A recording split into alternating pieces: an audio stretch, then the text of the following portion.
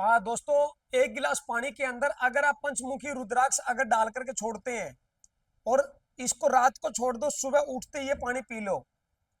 और ये पंचमुखी रुद्राक्ष क्या करता है कि ये आपके लंग्स के अंदर ऑक्सीजन की डेफिशिएंसी नहीं होने देता, ब्रेन में ऑक्सीजन की डेफिशिएंसी नहीं होने देता।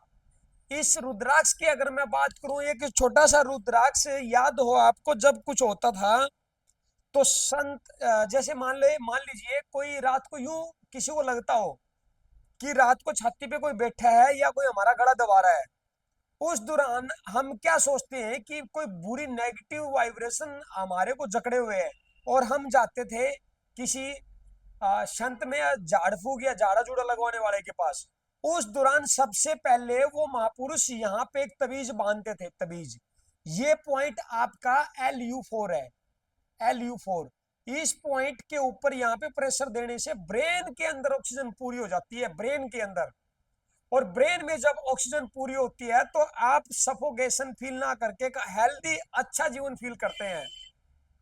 अगर ये कोल्ड कप है और लंग्स आपके भर चुके हैं कोल्ड कप से और वो बलगम आप निकालना चाहते हैं, तो मैं आज आपको एक ऐसा बिंदु दूंगा जिससे आपका कोल्ड कप पहले 2 मिनट के अंदर ही, बच्चा है तो स्टूल के द्वारा, बड़ा है तो वो मुंह के द्वारा भी उसको निकाल सकता है।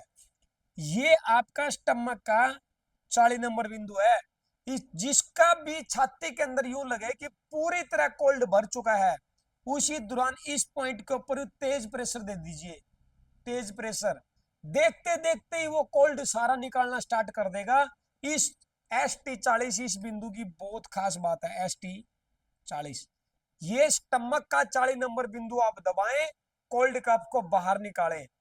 अगर कोई एक्यूप्रेशर पॉइंट से ठीक करना चाहता है तो एक लहसुन की कली लेनी है, साबुत।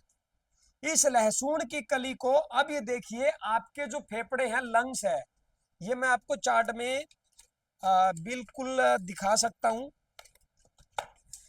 चार्ट के अंदर देखिए आप, चार्ट के अंदर जब आप देखेंगे तो पाएंगे जो ये लंग्स है हमारे, देखिए आप इधर आइए, ये जो लंग्स है, और ये लंग्स मैच किस में करते हैं? अनानास में। दूसरा मैच किस में करते हैं? लहसुन में। तो एक लहसुन का ये कली यानी कि ये दाना इस पॉइंट के ऊपर लगा के छोड़ दीजिए। थोड़ी देर के बाद आप अपने बच्चे के लंग्स को बिल्कुल मजबूत हेल्दी पाओगे।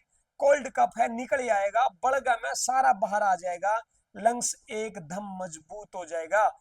और भी अगर आप रूटीन में लंग्स को मजबूत करना चाहते हैं तो एक हरी मिर्च लीजिए साबुत, उसके 4-5 टुकड़े करके पानी के अंदर डाल करके आप छोड़ दीजिए, पानी के अंदर डाल करके छोड़ दीजिए और वो पानी आप पी लीजिए। देखना आप धीरे धीरे लंग्स मजबूत होना शुरू हो जाएंगे। लंग्स आपके मेटल एलिमेंट में आते हैं, देखिए मैं आपको दिखा दूं डिटेल। ये क्या लिखा है? लंग्स मेटल एलिमेंट में आते हैं। और लाल मिर्च के और हरी मिर्च के अंदर जितना आयरन है ना, इतना किसी भी चीज में नहीं, आयुर्वेद बताता है बातें।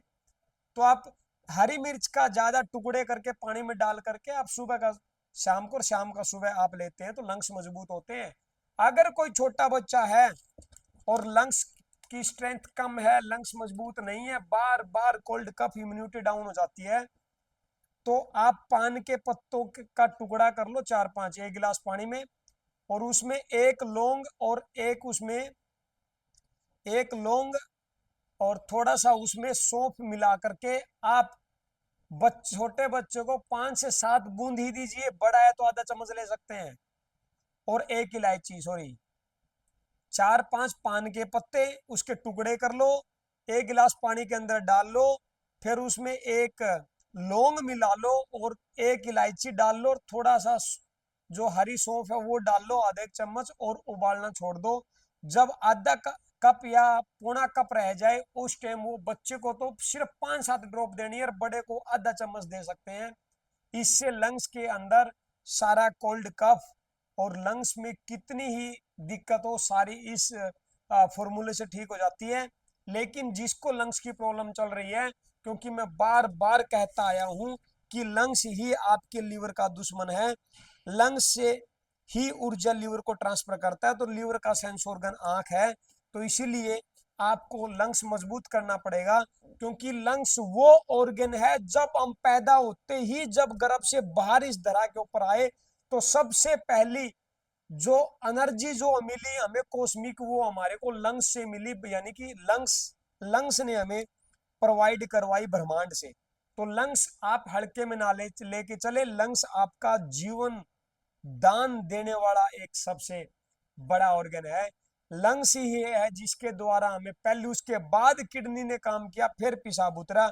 अगर पेशाब नहीं उतरता और लंग्स ने वो एक श्वास नहीं भरा होता ब्रह्मांड से, तो आज हम इस जीवन पे, इस जीवन में नहीं होते, इस धरा पे नहीं होते और आपके सामने रूबरू नहीं होते। तो लंग्स और किडनी दोनों को आपको मजबूत करके चलना है। यानी कि हमारे टीचर बार बार समझाते आ रहे हैं कि जिसको किडनी का प्रॉब्लम है वो लंग्स को भी साथ लेके चले।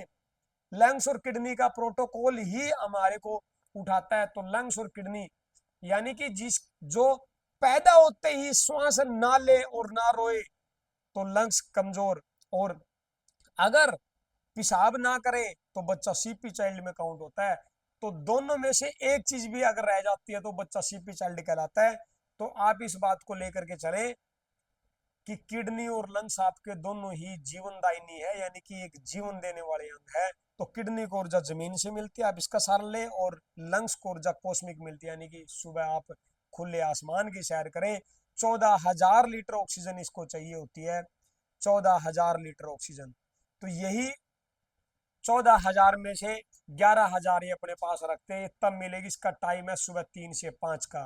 तो सुबह आप निकलिए 5 से पहले। तो ये थे लंग्स को कुछ स्ट्रॉन्ग और मजबूत करने के लिए, बलगम निकालने के लिए ST4, और लंग्स को ठीक करने के लिए ये, और दूसरा अंदर से और ज्यादा मजबूत करने के लिए हरी मिर्च के टुकड़े काट लो और पानी के अंदर छोड़ दो, सुबह पानी को छान करके पी लो। तो ये था कुछ आज मेरी आंख में काम करते समय कुछ दवाई जो होती है दर्द पर लगाने वाली, उसका एक छिंटा लगने से थोड़ी सी दिक्कत है, इसलिए मैं लाइट के सामने नहीं देख पा रहा हूँ, तो इसके लिए अक्षमा माफी।